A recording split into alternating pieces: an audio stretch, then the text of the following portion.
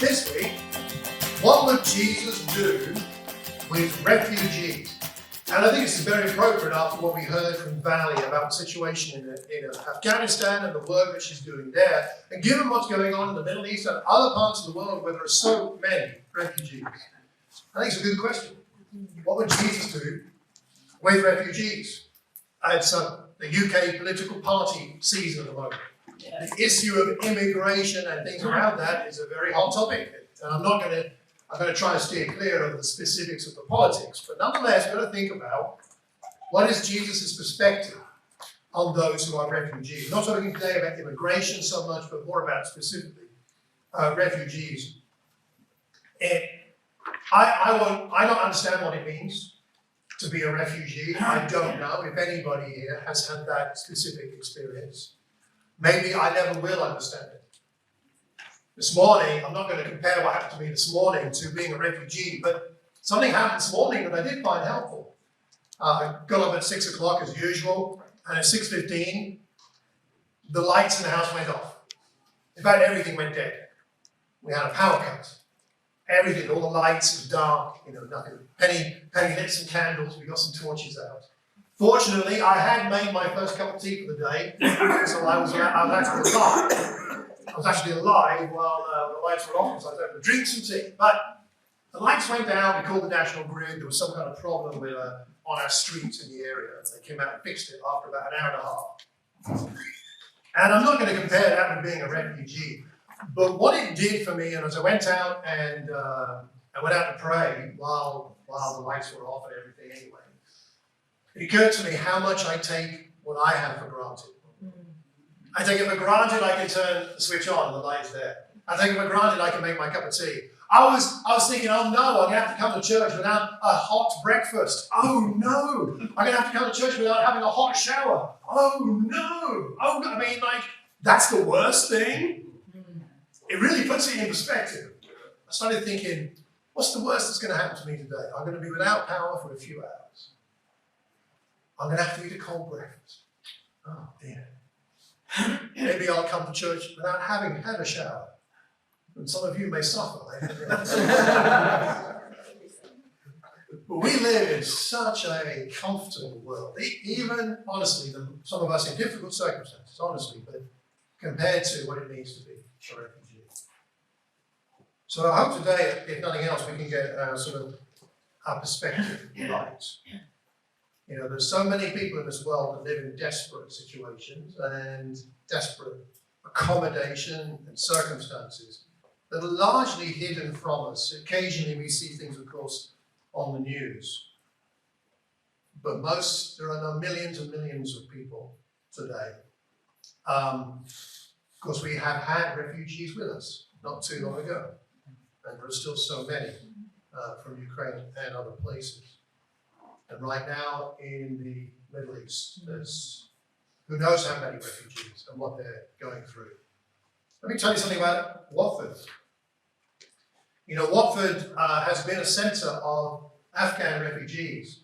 Bali was talking about what happened when the Allied forces left Afghanistan, and many of the people there that had worked with the Allied forces or Western charities were in danger, and many left. And the UK took a lot, and Watford was one of the centres. You may not have known this. There are over 400 refugees from Afghanistan that were brought to live in 2 Watford hotels and a few other places. In fact, wasn't it the hotel where you were working, Nana? That's one of them, the main one, actually. Halfords in Watford donated equipment. That stuff that doesn't get into the news. They just gave bikes and bike locks and helmets and things to a lot of the Afghan refugees. Shoe Zone in Watford has a Christian chair of the trustees board, and they did a thing where they gave £15 vouchers to every Afghan refugee so they could buy something for them or their children. This stuff doesn't get in the news. Wow. A lot of the churches in Watford have been very involved. Christ First in particular, that used to meet around the corner from here. They've been the lead church in this. But St. Luke's, where Leon and Sarah got married, were involved. St. Mary's in the centre of town, Soul Survivor, Christ Church, Salvation Army, the Ark Church, and many others helped with money, with clothing, with all kinds of things, and time, spending time with The people, of course, who didn't speak English, lots of children, men, a lot of them were women without their husbands, but with their children, and a lot of them weren't allowed out of the hotel for long periods of time, so Christians would go in and spend time with them and do activities with the kids. Some of the churches gave 4 computers and a printer, set up an IT room and gave computer lessons. They hired minibuses and took the kids and parents out to various activities. They set up some pool and table tennis tables, swing ball, lots of other games. They ran a Monday night club for younger children, a Thursday youth club for older boys. There were 2 football pitches they managed to figure out in the Mercure grounds, I think, right, Nana? Saturday morning games, picnic events at a local school. Lots of football, bowling, snooker, cooking for the ladies, craft sessions, weekly activities, a children's film night, mostly cartoons because the kids didn't speak any English. Conversation classes, a youth club. This has been going on for 2 years. Very much under the radar. And I just want to say I'm very proud of our town, and the Christians in this town that have laboured hard to be a support to people going through such difficult times. We need to pray for these people because they've now been moved out of the hotels. And that sort of phase is over. And so it's not clear for a lot of these people where their lives are going. I'm indebted to a chap I've got to know called Brian Nell, who's coordinated a lot of this and sent me this information. Met him a few times. So this is us, this is what we... And we have had 1 or 2 Afghani people here, as we know from a little while ago. And maybe it'd be good to rekindle those connections. This is a world map from our world in data. Number of refugees per 1,000 population. These are the countries in the world where the highest proportion per population of refugees have come from or are coming from in 2022, at least the last year with full statistics. I think I'm right in saying, now I've lost the number, I don't know if it's on that chart. It's not, but the total number of refugees in the world today, now I didn't write it down, so I'm going to do this from memory, but someone can correct me if they can find out if I'm wrong. I believe currently in the world globally, right now, there are something like 25 million refugees. This is not a small issue. Not a small issue. And we talk about this and we look at stats like that and when we think, well, what can I do? What can we do? I mean, it's rather overwhelming, isn't it? So that's why we're going to go and think a little bit here about what God thinks and what Jesus thinks. And this is not your typical sermon. I'm just going to give you some scriptures and ask us to think and pray about this. And then see what we can do to imitate the heart of Jesus in some way towards people who are refugees today. In Deuteronomy chapter 10, it talks about God. It says, He defends the cause of the fatherless and the widow. He loves the foreigner residing among you, giving them food and clothing. And you, this is God's people, the Israelites, you are to love those who are foreigners, for you yourselves were foreigners in Egypt. And of course, how did they end up in Egypt? How did the people of Israel end up there? They were refugees from a famine, right? It was a famine that drove them there. It was an economic and a food-induced refugee movement, you could say, at that time. That's how they ended up there. And God gives instructions to his people. And foreigner means anybody's not an Israelite. When a foreigner resides among you in your land, do not mistreat them. The foreigner residing among you must be treated as your native born. Now that's a high calling, isn't it? Treat them as if they are native born. Love them as yourself. For you were foreigners in Egypt. I am the Lord your God. God thinks the vulnerable need protecting. God feels compassion for the vulnerable. And he wants his people to feel and be the same. Let's go to the New Testament. A famous passage many of us will have read, and a very hard-hitting one in Matthew 25, and we haven't got time to read the whole passage here, but what does Jesus say to people? And in this sort of story parable, he says, for I was hungry, you gave me something to eat. I was thirsty, and you gave me something to drink. I was a stranger, and you invited me in. I needed clothes, and you clothed me. I was sick, and you looked after me. I was in prison, and you came to visit me. This is the behavior Jesus expects of his followers towards the strangers, those who are vulnerable. We might think of the parable of the Samaritan, of course, which we won't go into now, in Luke 10, where Jesus says, this is who your neighbor is. It's like the guy who's beaten up. Look after him. Be like the Samaritan, not like the religious people in the story.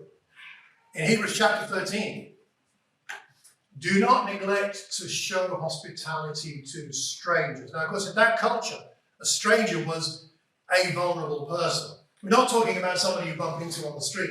What he's talking about there is, in that culture, if you were traveling through an area and you didn't have family there, where were you going to stay? You were going to stay with somebody who would invite you in. It was normal in that culture, and it's normal in still many cultures today, perhaps some represented here, that would happen in your local town, in your local village. That there'll be strangers who would come in, and they're passing through, and you don't leave them out there on the street. There's no Premier Inn. There's no place for them to stay. There's no Airbnb. They have to stay in somebody's house, and so they get invited in. Because they're vulnerable. If they stay out there during the night, A, there's wild animals, B, there's bandits. I mean, who knows what might happen? So don't neglect to show hospitality to those strangers, those vulnerable ones. For by doing that, some have entertained angels without knowing it. Exactly what that means, I don't know. Theologians debate that a lot. But nonetheless, the point stands that we're called to show hospitality to those who are vulnerable. And I suppose in the end, we should consider the example of Jesus, the experience of Jesus himself. When the wise men had gone, in Matthew chapter 2, when they'd gone, an angel of the Lord appeared to Joseph, Jesus' father, in a dream. Get up, he said, take the child, that's Jesus, and his mother, and escape to Egypt. Egypt comes up again. Go to Egypt. Stay there until I tell you. For Herod is going to search for the child, for Jesus, to kill him. So he, Joseph, got up, took the child and his mother during the night, and left for Egypt, where he stayed until the death of Herod. And so was fulfilled what the Lord had said through the prophet, out of Egypt I called my sons, prophecy about Messiah. And what did Herod do when Jesus and his family had left? He slaughtered all the boys, 2 years and younger, in that area of Bethlehem. Massacre. Jesus would have been amongst that number. But he was a refugee. A refugee in Egypt. For a number of years. Jesus knows what it's like to be a refugee. He knows more about that than many of us here do. Jesus, therefore, of course, understands what refugees go through today better than any of us here can. Jesus wants the vulnerable protected. Jesus feels compassion towards those who are that vulnerable. And more than compassion, in fact, he has empathy. He has an ability to empathize because of his own experience. And surely he hopes that we, his followers, would feel the same. We'd act accordingly with compassion. Now, that acting in compassion isn't always easy. We'd like to think that we're people of compassion. We'd like to think, yes, I would respond. If there was a stranger in need, I'd have them in my house and I'd do this. And it's easy to say it, but when push comes to shove, it's not always as easy. I'll give you a very small example from my week this week. I was here on Tuesday in the back room at Cafe West, with Lissy and others, and Pat and so on, and I was having a nice cup of coffee, and I was having a very nice slice of cake, which the bakers do a fantastic job in Cafe West on a Tuesday. And I was sitting there with a chap called James Wilson and another fellow on a table just having a chat. And James said, what are we going to do for this fella? And I said, what do you mean? And when I got talking to him, and this other fellow, whose name I forget, he'd lost his phone. And he's got a lot of health challenges. He's had a brain injury, he's blind in one eye, he's quite deaf. I forget all of his health challenges, but they are numerous. And it's very challenging life for him. But he'd lost his phone. And I was like, I'm sorry you lost your phone. That's really annoying, was my response.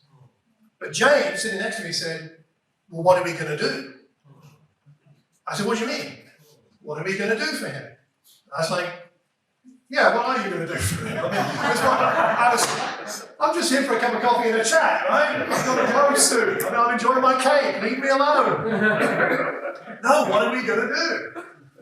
I thought, what kind of phone is it? He said, I don't know. Well, we can do Find My Phone if it's an iPhone. Can we do that on an Android? I don't know. I'm not an Android person. We start talking about all that, and I asked him, well, when's the last time you saw your phone? And he said, last time I remember having it was in the shop across the road, just over there.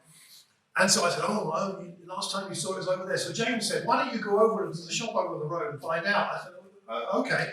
So I left my coffee and my slice of cake, half eaten, and I went across the road to the shop he told me about, and I went in there and I started talking to a lady who didn't speak any English, so I was trying to make myself understood with sign language about phones. Anyway, I just couldn't make myself understood. Then another chap comes into the shop who works in the shop, and he said, what is it about a phone? Oh, yeah, you can look at it. He said, I'll look it up online. There's a website you can go to. I was like, okay. He was tremendously helpful. Couldn't find the phone. I had the number, I tried it, it just went straight to voicemail, the battery's probably dead, whatever. Anyway, we then have a long conversation in the shop about, no, he didn't leave it here. I do know the person I'm talking about. Yes, I met him before, but he often comes in here. Sometimes he's put his phone there, sometimes there. And he walks out the shop, and I say afterwards, come back, you've forgotten your phone. And all of this, and it's very interesting. We couldn't find the phone. But I came back to the cafe, and I said, I'm really sorry, but it's not in the shop. But the chap in the shop said, if you go into the shop, he will help you to see if he can find the phone. He's got this website he can use. And so I still don't know how that turned out. I must come back on Tuesday, I suppose, and find out. But the point of the story for us here is that I was fine sympathizing with the fact he'd lost his phone. But when it came to what am I going to do, I was shocked at how resistant I was to do it. It really bothered me that it wasn't an instant, of course, I'll do anything I can. Not a good thing. And I think that's where we got to push through, right? And maybe we need a nudge. Like I needed this chap James to give me a nudge. I needed that. Maybe we need a nudge like listening to Valley today, or listen to scriptures like this, to take action to help people that are vulnerable. The fact that you and I feel powerless about so much that's going on in the world doesn't mean we don't have some power to act. The fact we can't change things beyond our control doesn't mean we can't make a change somewhere to somewhere.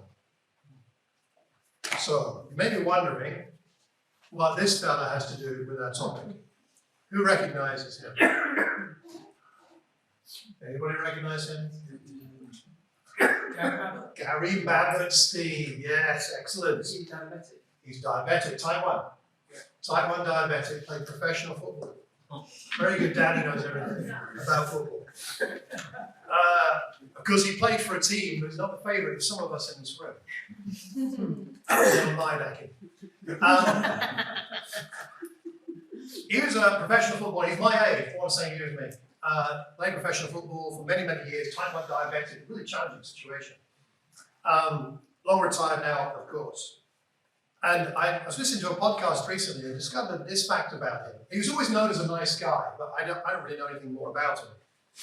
But he's like an ambassador for Spurs, because he played for Spurs almost all of his professional life. And during COVID, he took it upon himself to ring up Spurs supporters and see how they were doing. Vulnerable, ones that were known to be vulnerable. Spurs supporters that that the Spurs organisation knew about that were over 70.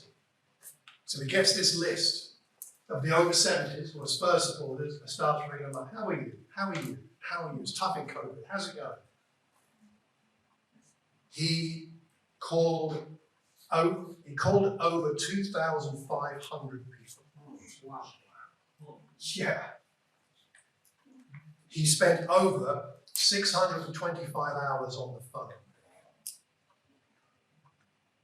I don't know what you and I were doing in COVID, but we were getting by, we were doing our best. I thought, he doesn't know most of these people, right? They know him because he's famous, He doesn't know them. They wouldn't notice if he hadn't called them. They wouldn't have expected it. How does he know if that phone call would make any difference to any of them? 2,500 calls. And he's a type 1 diabetic. That's pretty challenging. And he's my age, so he's old. Oh,